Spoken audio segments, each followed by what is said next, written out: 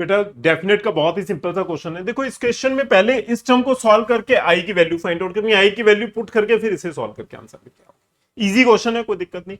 आई पता है, zero to ए दिख जाए तो हमें बेसिक स्टेप पता है कि हम क्या लेते हैं। इसे मैं 1 लिख लेता हूं।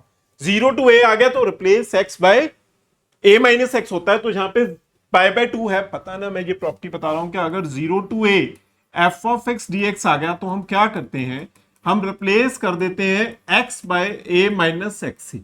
ये आपको पता है कि एक्स को ए माइनस एक्स से रिप्लेस कर देते हैं। तो मैं इस क्वेश्चन में स्टार्टिंग में रिप्लेस कर दूंगा तो कितना बनेगा, zero to pi by 2 sine 3 by 2 into pi by 2 minus x whole divided by sine 3 by 2 pi by 2 minus x plus cos 3 by 2 pi by 2 minus x dx। ये term बन के आएगी। अब साइन 90 माइनस थीटा किसे बोलते हैं, cos theta.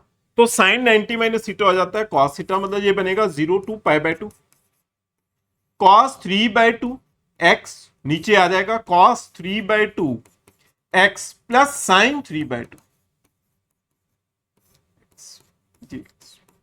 इसे आप 2 लिख लो। क्लियर। अब दोनों बेसिक स्टेप है, बार बार करते हैं कि दोनों को ऐड कर दो। 1 प्लस 2 करोगे तो कितना आ जाएगा, 2i। 0 टू पाई बाय 2, देखो जो डिनोमिनेटर टर्म है इस स्टेप में और इस टर्म में 1 एंड 2 में, दोनों में सेम है। Sine 3 by 2 plus cos 3 by 2। Numerator term भी ऐड हो जाएगी ना, दोनों सिंपल, बस लिमिट सेम है, डिनोमिनेटर टर्म सेम हो गया तो न्यूमिनेटर टर्म एलसीएम लगा के सेम ही ऐड होके आ जाएंगे। तो कितने बनेंगे, 3 by 2 plus cos 3 by 2 x dx। ये तो कैंसिल होगी पूरी टर्म, तो कितना बच गया, 1। पूरी टर्म कैंसिल करके 1 आ गया, तो इंटीग्रेशन ऑफ 1 कितनी होती है, x। तो ये x आ जाएगी, तो हमारी लिमिट 0 टू पाई बाय 2। इसे आप सॉल्व कर दोगे तो कितना आ जाएगा, पाई बाय 2 और 2 भी नीचे शिफ्ट हो जाएगा, तो आई वैल्यू हो जाएगी पाई अपॉन 4। वैल्यू ऑफ आई किसके इक्वल आ गई, पाई अपॉन 4 बन के आ गई। क्लियर है। अब वैल्यू ऑफ आई इस सेकंड टर्म में पुट कर दो। नो, वैल्यू ऑफ आई इसमें पुट करोगे, इसे मैं i1 लिख लेता हूं। i1 is equal to 0 to, देखो I value pi by 4 put करो तो 2 इंटू पाई बाय 4 कितना होता है, आपको पता ही है कि पाई बाय 2 ही हो जाएगा। तो 0 टू पाई बाय 2 आ गया। X sine x into cos x whole divided by sine raise to power 4x plus cos raise to power 4x। Clear. अब इस केस में क्या करते हैं कि replace x by pi minus x कर दो, तो इसे pi by 2 minus x, same इसी प्रॉपर्टी का यूज ना कि 0 टू a आ गया, फिर दोबारा सेम प्रॉपर्टी अप्लाई कर दो। तो सेम प्रॉपर्टी अप्लाई करोगे तो ये क्या बन के आएगा, 0 टू पाई बाय 2, इस जगह पे pi by 2 minus x into sine 90 minus x into cos 90 minus x whole divided by denominator में आ जाएगा sine raise to power 4 pi by 2 minus x plus cos raise to power 4 pi by 2 minus x. कोई दिक्कत नहीं है। अब इस term को हम क्या लिख सकते हैं, जो ये नंबर टर्म बन के आएगी i2 को हम लिख सकते हैं, सॉरी i1 है, 2 कहां से लिखना स्टार्ट कर दिया मैंने, i1 क्योंकि i1 अज्यूम किया था ना। 0 टू पाई बाय 2, इसे दोबारा लिख रहा हूं मैं, पाई बाय 2 माइनस एक्स, ये टर्म बन के आ जाएगी कॉस एक्स, दूसरी टर्म बन जाएगी साइन एक्स, पता ना sine 90 minus theta cos theta, cos 90 minus theta sine theta, denominator में भी same sine 90 minus theta cos theta हो गया, नीचे ये बन जाएगा cos raise to power 4x plus sine raise to power 4x dx। देखो इसे आप लगा दो 3, क्योंकि 1 2 मैं ऑलरेडी कर चुका हूं, और इसे 4 लगा लो, फिर वही बेसिक कंसेप्ट, दोनों टर्म्स को फिर क्या कर दो, 3 एंड 4 को आप ऐड कर दो। 3 प्लस 4 करोगे तो i1 प्लस i1 किसके इक्वल आ जाएगा, 2i1। फिर डिनोमिनेटर टर्म सेम है, देखो ना डिनोमिनेटर टर्म क्या है दोनों केसेस में, sine raise to power 4x plus cos raise to power 4x, sine raise to power 4x plus cos raise to power 4x, मतलब लिमिट तो कॉमन आ गई, डिनोमिनेटर टर्म एलसीएम आ गया same, sine raise to power 4x plus cos raise to power. Numerator में first वाली term तो ये आ जाएगी x sine x cos x, दूसरे में आ जाएगी x pi by 2 minus x sine x into cos x। तो दोनों टर्म से साइन एक्स कॉस एक्स तो कॉमन आ गया। मतलब मैं ये लिख देता हूं sine x into cos x common, अंदर जो टर्म बच के आएगी फर्स्ट वाले में एक्स आएगा, सेकंड वाले टर्म में क्या बच के आएगा पाई बाय 2 माइनस एक्स dx।